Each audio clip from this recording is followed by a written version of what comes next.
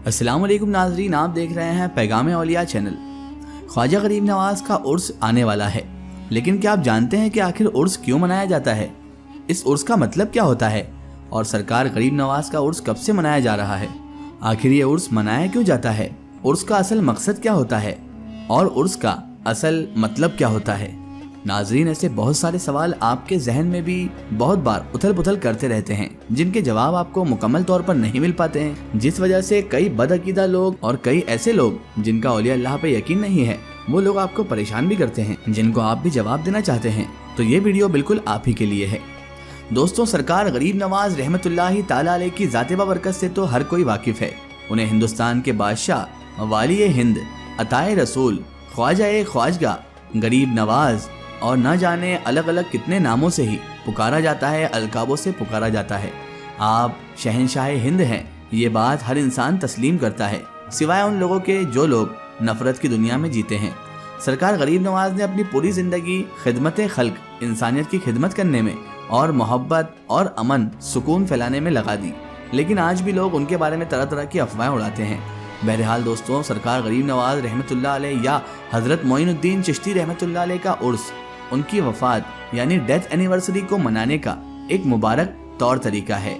अब आप कहेंगे ऐसा क्यों कह रहा हूँ, तो नाज़रीन मोहतरम, यहाँ पर आपको एक कंसेप्ट क्लियर करते चलें कि उर्स जो लफ्ज़ होता है वो अरेबिक ज़ुबान से लिया गया है, जिसका मतलब होता है निकाह या विवाह। लेकिन नाज़रीन मोहतरम, सूफीज़म जो होता है यानी सूफीवाद जो है, सूफीज़म जो फील्ड है, उसमें इसका इस्तेमाल मुरीद लोग और मुर्शिद लोग यानी आसान लफ्ज़ों में पीरी मुरीदी वाले लोग जो होते हैं, वो मुरीद का मुर्शिद से प्यार से मिलन को या वफात के मौके पर उसके रूहानी मिलन को मानते हैं।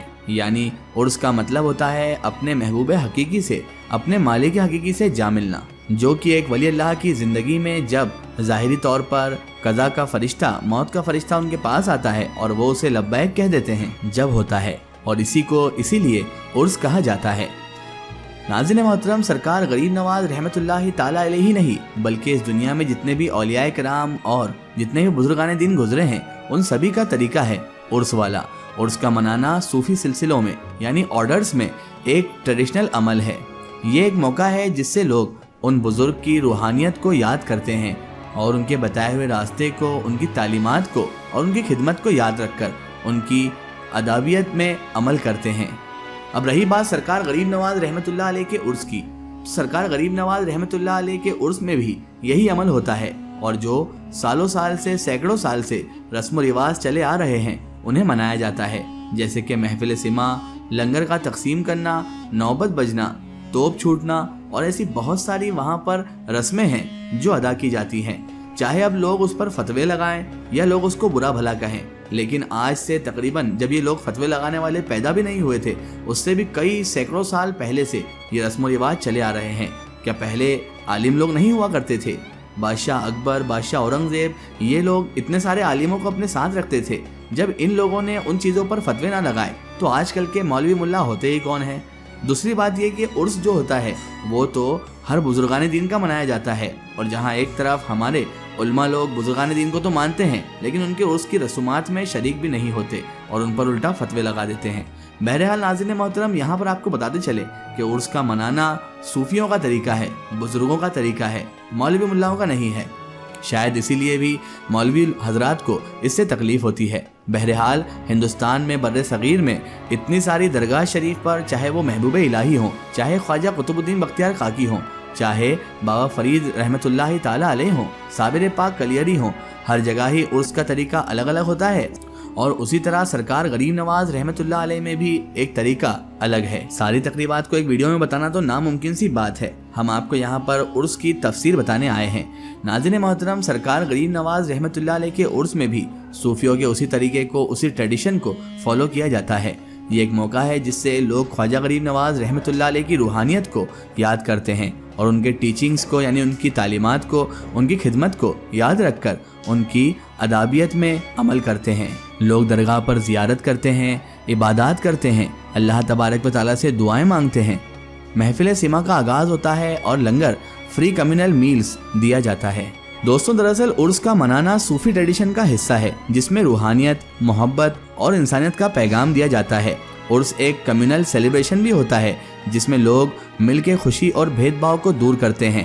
اس دن کو ان کی یاد میں یعنی سرکار غریب نواز کی یاد میں ایک خوشی کا موقع مانا جاتا ہے اور لوگ ایک دوسرے کے ساتھ محبت اور سمویدنا کا بھاؤ اتپن کرتے ہیں، یعنی لوگوں کے بیچ میں سے اختلاف، نفرت، ان سب چیزوں کو ختم کیا جاتا ہے اور ایکتا، بھائی چارہ، ان سب چیزوں کا وہاں پر سماویش ہوتا ہے، یعنی یہ سب چیزیں وہاں پر موجود ہوتی ہیں۔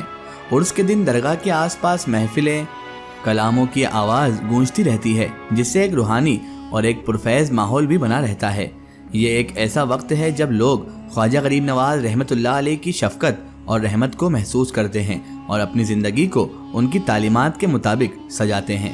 ناظرین محترم، عرس کی تقریبات تو آپ کو ہم نے بتا دی، عرس کا مطلب بھی آپ کو بتا دیا، لیکن اب بات کرتے ہیں سرکار غریب نواز کے عرس کی تاریخی کہ کب منایا جاتا ہے سرکار غریب نواز رحمۃ اللہ علیہ کا عرس۔ ناظرین محترم، اسلامک ہجری سال کے جمادی الاخر مہینے کی 25 تاریخ کو عرس کا علم پیش کیا جاتا ہے۔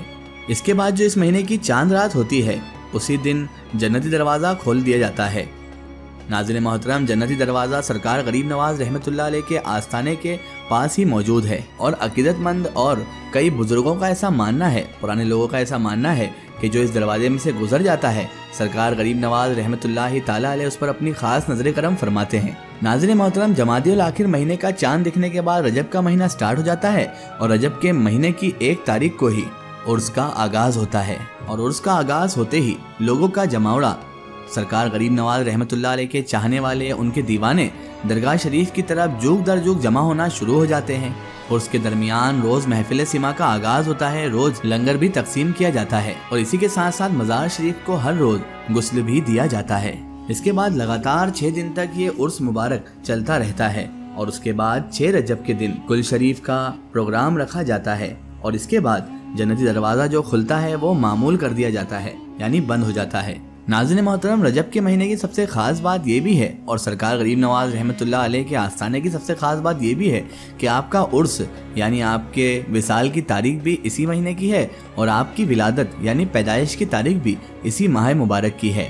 سرکار غریب نواز رحمۃ اللہ تعالیٰ علیہ کا کل شریف جب 6 رجب کو ہو جاتا ہے اس کے بعد 9 رجب کو یعنی 9 تاریخ کے دن چاند کی بڑا کل بھی منایا جاتا ہے جس میں جگہ جگہ سے لوگ جمع ہوتے ہیں اور ایک درگاہ شریف پر بہت ہی پرکیف اور پرفیض منظر ہوتا ہے۔ اس کے بعد ناظرین محترم 9 رجب کے بعد تیاری ہو جاتی ہے 13 رجب کی، جس دن مولائے کائنات فاتح خیبر مشکل کشا اسد اللہ حضرت امیر المومنین مولا علی ابن ابی طالب علیہ السلام کی ولادت کا دن آتا ہے۔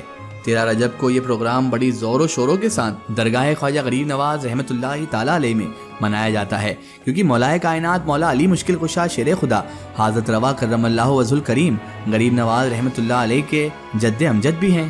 13 رجب کے بعد 14 رجب کے دن سرکار غریب نواز رحمۃ اللہ علیہ کی پیدائش مبارکہ کا دن ہے۔ جس طرح جشن مولا علی حضور مولا علی کے ولادت کے دن کو غریب نواز کے دربار میں منایا جاتا ہے، اسی طرح خدام خواجہ سرکار غریب نواز رحمۃ اللہ علیہ کے اس ولادت کے دن کو بھی اتنے ہی پرجوش طریقے سے مناتے ہیں اور خوب جشن منایا جاتا ہے، محفل سیما ہوتی ہے، لنگر تقسیم کیا جاتا ہے۔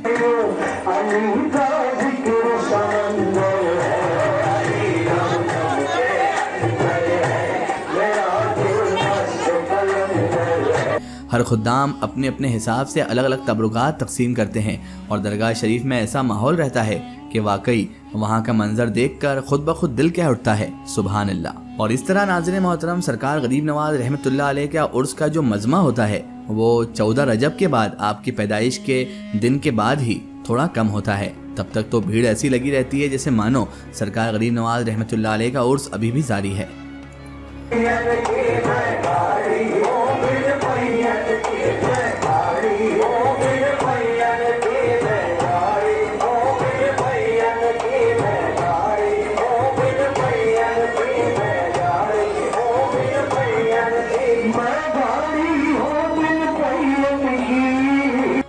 ناظرین محترم، آج کی ہماری ویڈیو میں بس اتنا ہی۔ آخر میں اللہ تبارک و تعالیٰ سے دعا ہے کہ اللہ پاک ہمیں سرکار غریب نواز رحمۃ اللہ علیہ کے صدقے اولیاء کرام سے محبت کرنے کی، ان کا ادب و تعظیم کرنے کی توفیق عطا فرمائے، اور ہمیں ہر برے کام اور برے اعمال سے ہمیشہ بچائے رکھے اور صراط المستقیم کے راستے پر چلنے کی توفیق اور رفیق عطا فرمائے، آمین ثم آمین۔ ناظرین، آپ کو یہ ویڈیو کیسی لگی کمنٹ سیکشن میں ضرور بتائیں، اور ہمارے چینل کو سبسکرائب کرنا نہ بھولیں۔ اس ویڈیو کو زیادہ سے زیادہ شیئر کریں اور اسے ہر انسان تک ضرور پہنچائیں۔ پھر حاضر ہوتے ہیں آپ کے لیے ایک اور بہترین ویڈیو کے ساتھ، تب تک کے لیے خدا حافظ، السلام علیکم۔